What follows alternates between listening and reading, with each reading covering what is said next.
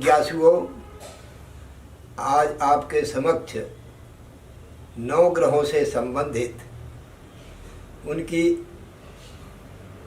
अपने जीवन में क्या भूमिका रहती है और सूर्य आदि 9 ग्रह हमारे जीवन में क्या प्रभाव डालते हैं और उन ग्रहों के द्वारा हमको कौन कौन सी अशांति होती है, कौन सा लाभ होता है, सभी प्रकार के प्रत्येक व्यवहार पर हम आपके सामने प्रत्येक ग्रह का प्रभाव अपने जीवन में पड़ता है उसके संदर्भ में बतलाने जा रहा हूँ।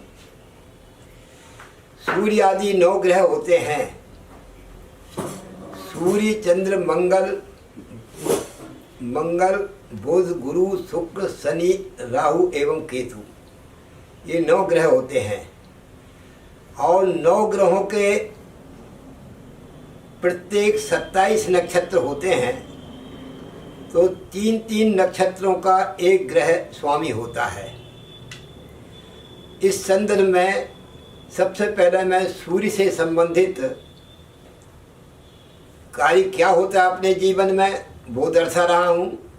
सूर्य हमारे जीवन में क्या करता है इसके संदर्भ में बतलाता हूँ, और सूर्य से क्या क्या देखा जा सकता है, कौन से रोग होते हैं, इस सभी प्रकार की विवेचना मैं आपके सामने प्रस्तुत कर रहा हूँ।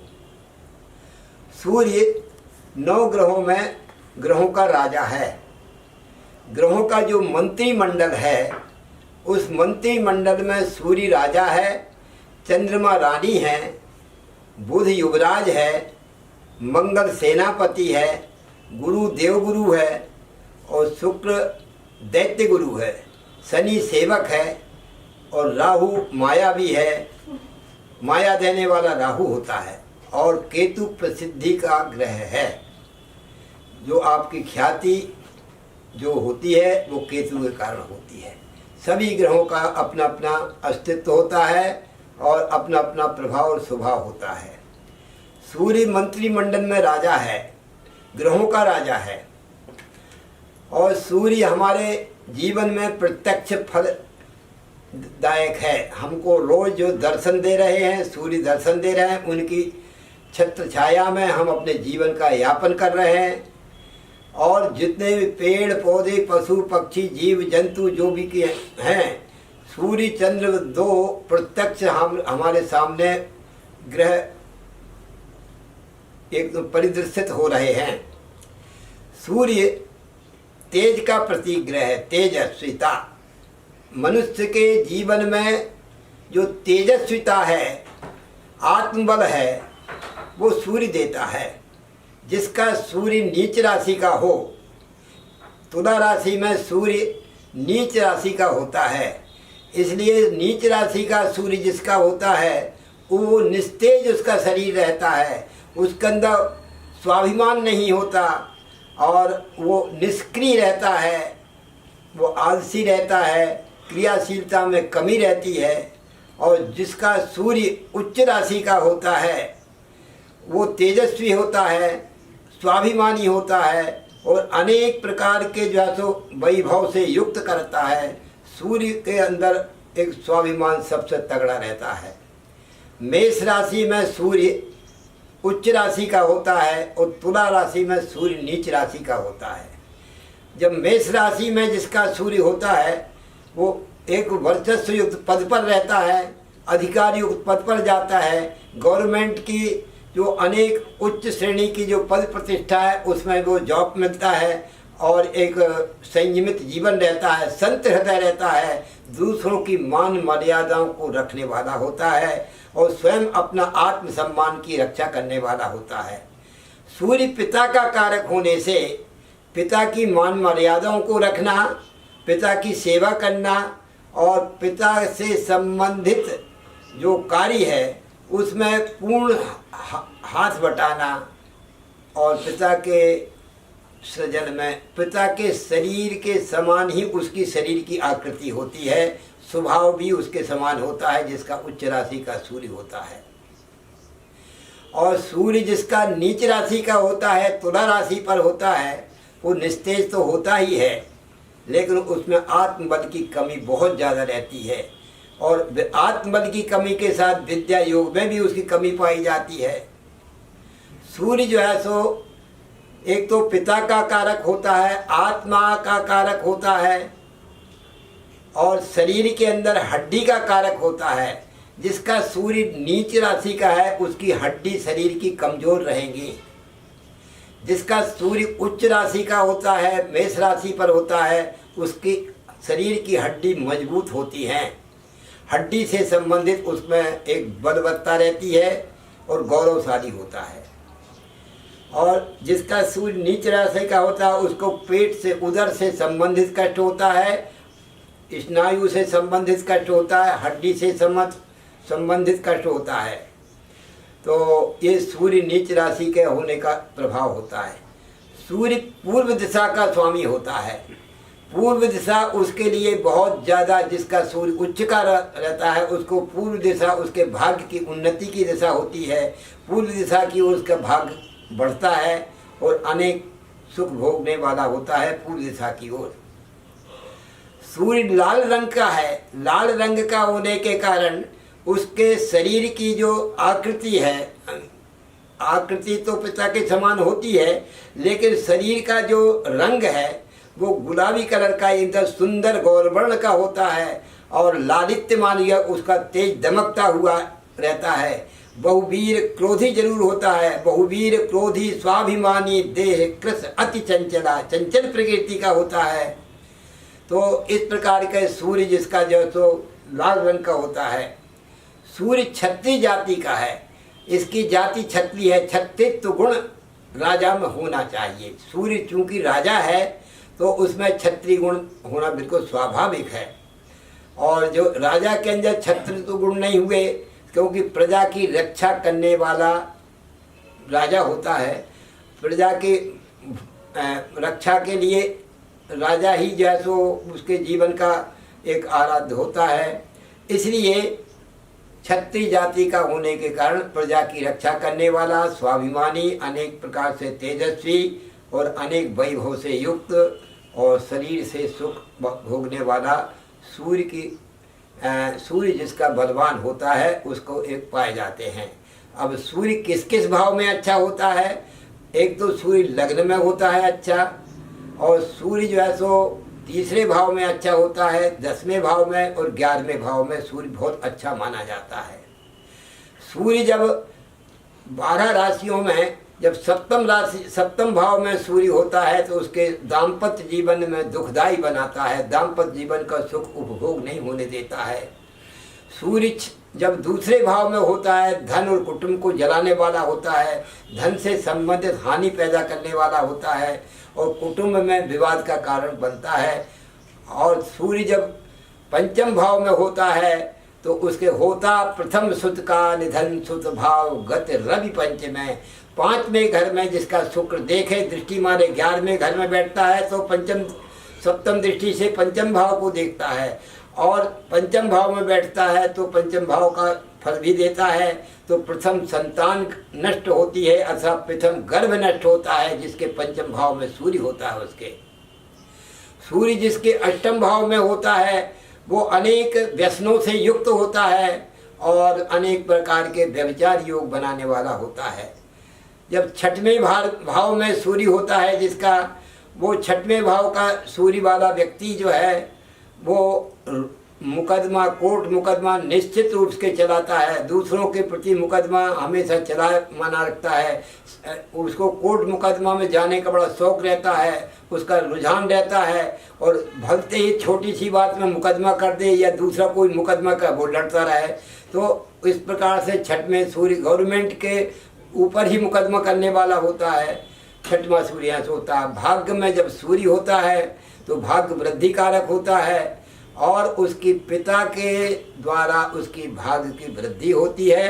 पिता उसके भाग्य का जो है सो बड़ा प्रेम स्नेह संबंध होता है और पिता के कर्म को करने वाला होता है। 10वां सूर्य दिग्बली होता है।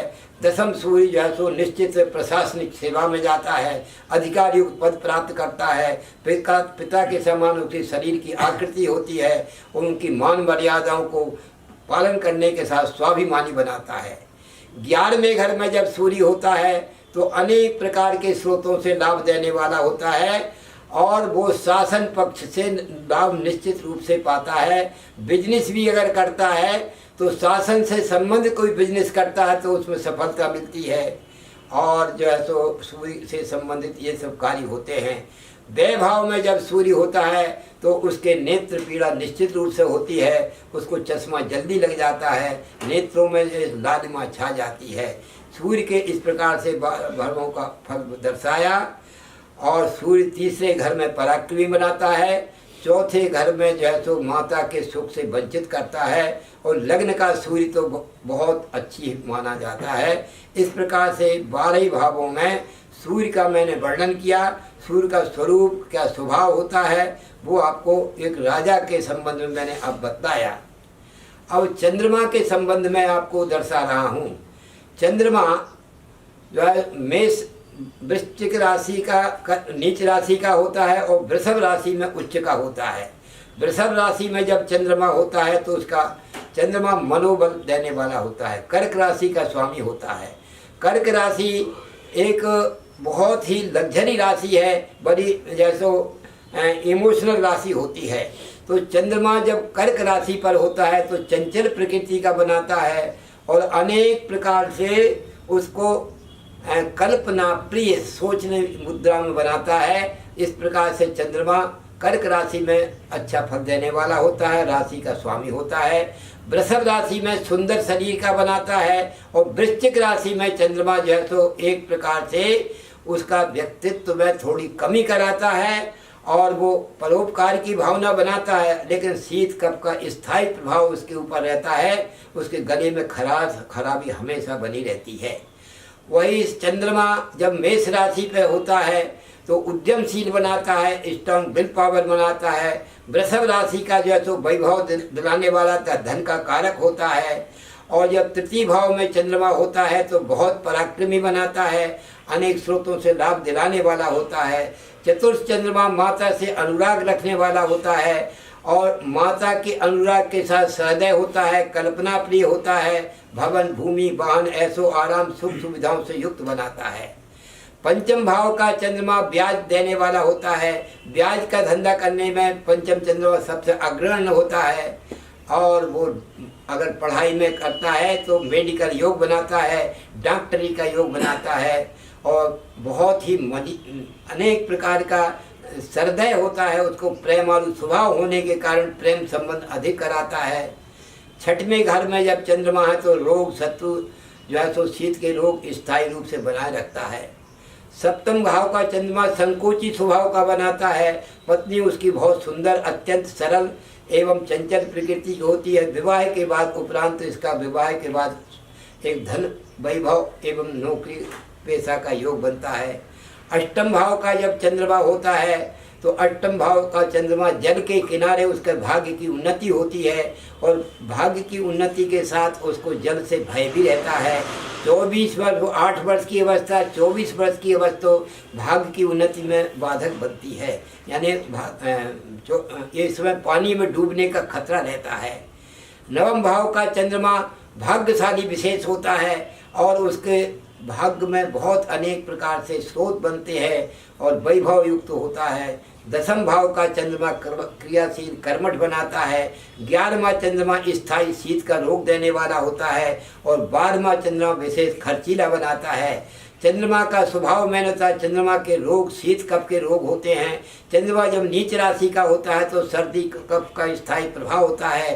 चंद्रमा जब उच्च राशि का होता है तो कफ तो अधिक रहता है किंतु रोग ही नहीं होता है। कफ से अधिक रोग नहीं होते हैं लेकिन कफ कारक होता है और सुंदर दयालु स्वरूप होता है, देखने में आकर्षण वाला चेहरा होता है। वृषभ राशि के चंद्रमा वाला। कर्क राशि में जब चंद्रमा रहता है तो उसकी स्वयं की राशि होती है, इसलिए अनेक स्रोतों से लाभ दिलाने वाला होता है। एक दो स्रोतों से उसको लाभ जब तक नहीं मिले उसको शांति ना मिले। इस प्रकार से चंद्रमा का वैभव वर्णन किया। सर्दी के रोग गठिया बाय वगैरह का होता है, अस्थमा रोग इसके द्वारा होता है। और चंद्रमा जो है तो हमेशा तरल पदार्थों के व्यवसाय में लाभ दिलाने होता है। जो सफ़ेद वस्तु तरल पदार्थ आइसक्रीम है, दही है, मक्खन है, घी है और रसायन पदार्थ दवाइयाँ हैं, इनसे लाभ दिलाने वाला चंद्रमा होता है। उच्च का अगर होता है तो इस प्रकार से चंद्रमा और सूर्य ये दोनों ग्रहों का मैंने आपके सामने आज विशद वर्णन किया। अब कल के श्लोक में मंगल और बुध का वर्णन करूँगा। इस प्रकार से मैं आपसे अनुरोध करता हूँ कि आप इसको सब्सक्राइब करें और लाल बटन दबाएं। और मेरी जो पुस्तक है एक 9 ग्रह मंथन विचार मंथन, ये बहुत अनूठी पुस्तक लिखी है। इस पुस्तक में 9 ग्रहों का विशेष वर्णन किया है, उनका एक एक विशद वर्णन आपके सामने समक्ष प्रस्तुत होगा। अगर आप किसी को मंगाना चाहते हैं, पुस्तक की 200 रुपया कीमत है, तो आप मंगा सकते हैं। और अपने पास है तो मेरा अपना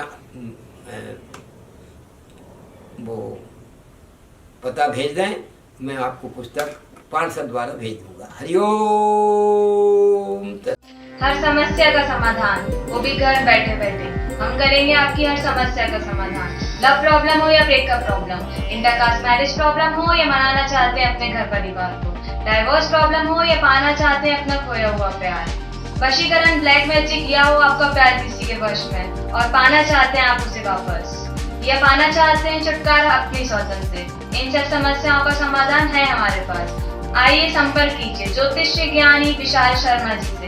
अधिक जानकारी के लिए विजिट करें हमारा YouTube चैनल ज्योतिष्य ज्ञानी और संपर्क करें। हमारा कॉन्टैक्ट नंबर है 7828912229। धन्यवाद।